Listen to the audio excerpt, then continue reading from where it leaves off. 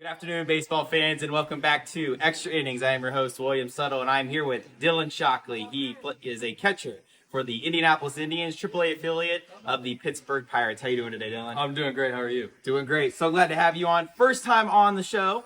He went to the University of Rio Grande, and in saying that, small school, making it in the professionals. How does that feel, knowing that me saying that you came from a very small school in Southern Ohio to now you're living out every young kid's dream? I mean, it's amazing. I remember whenever I first committed to Rio, I was like, okay, this is only offer I had out of high school, and I was like, get a degree out of it, and like whatever happens after that. And so had a really, really good freshman year, and I started getting looks, and I was like, wow, okay, maybe this is possible. Yep. And then year after year, I kept getting more and more, and I was like, okay, like I actually have a really, really good chance.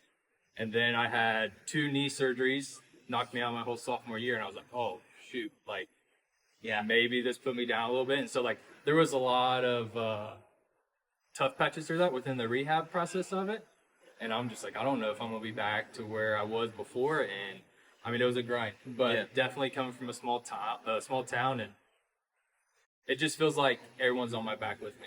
So that's an awesome feeling. You got the whole town behind you, and I think 2 things stand out to what you just said.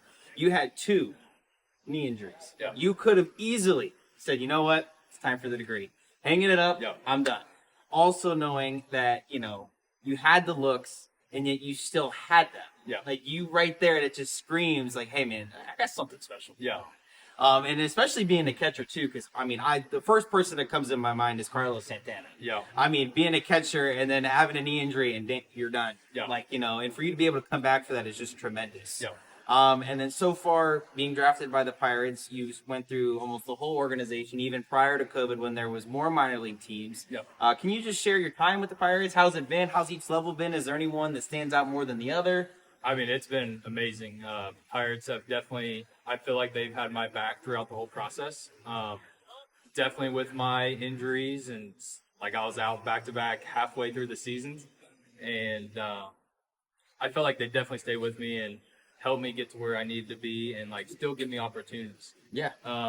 But definitely like level-wise, I want to say, like you can tell every single time you go up, it's more of a pro feeling. Mm-hmm. You're starting to get around, like definitely here. There's a lot of guys that've been in the bigs. Oh, yeah. And so it's been an awesome time to like pick their brains and see what they've been, like their experience and all that.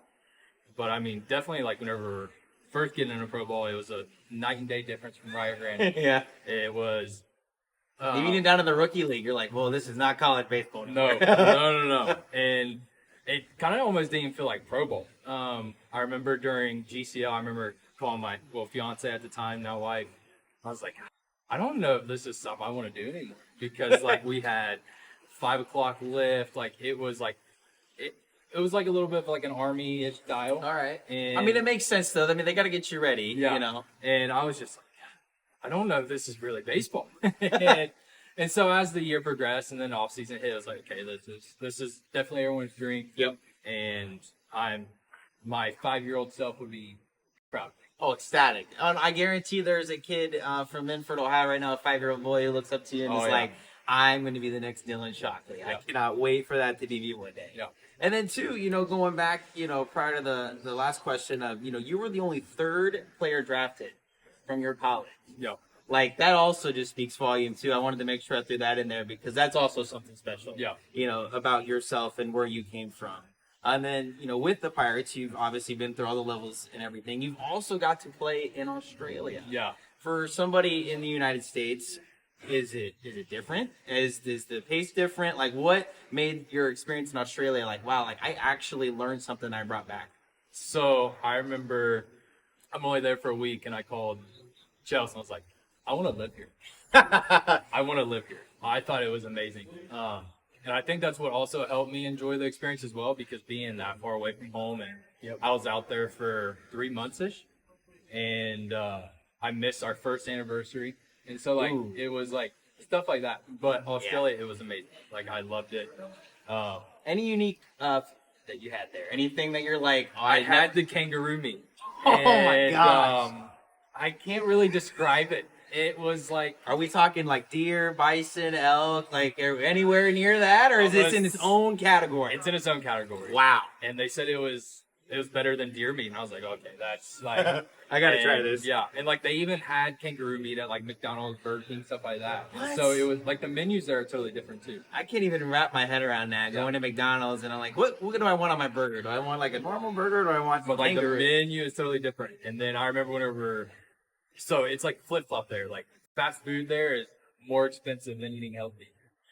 And so like wow, there the whole time it was like they had IGA, and you just go there. We would get a whole cart full of food, and we'd all split it. And it would be like $20 each because you had the money conversion in there as well. Yeah, I guess it all works out at the end, right? And then I remember eating at McDonald's, and it came out to like $23 American. I was like, wow.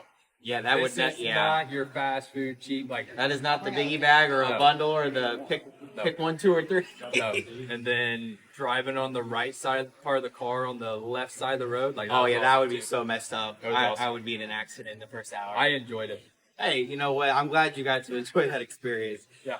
Lastly, what I want to leave you with, obviously you're more than just a baseball player. There's so much more that people should know about you on an off day during the season. What is Dylan doing? Do we have any secret hobbies? Are we a secret chef or a musician? Is there anything that the average person wouldn't know about? So I love Call of Duty. I'm probably playing some Call of Duty, and Yep. normally my dad will text me when he gets home and be like, "Hey, you want to play some COD?" It's like I'm already on. Yeah, just hop And- on. I'm already yeah. playing. So that's the big off day, and then definitely where my wife doesn't get to travel with me, so it's a lot of FaceTime calls with her, and All right. that's usually how the off day is spent. Probably do some laundry. Hey, I mean, you gotta be able to relax, and it's always interesting because I always like to know what players do on their off days because you're more than just a baseball player. Yeah. And now everybody knows you're a big gamer, and hey, if that's your one way of unwinding, and just say, all right, I'm gonna close my mind on baseball and just enter an alternate universe and relax. Yeah, so no, that's the big thing is. No, I think that's also a big learning curve within pro ball is finding a way to get away from baseball. Oh yeah. Well, Dylan, thank you so much for coming on today's episode. Best of luck for the rest of the season, and we look forward to catching up with you here very shortly. Thank you for having me. Thank you. I appreciate it.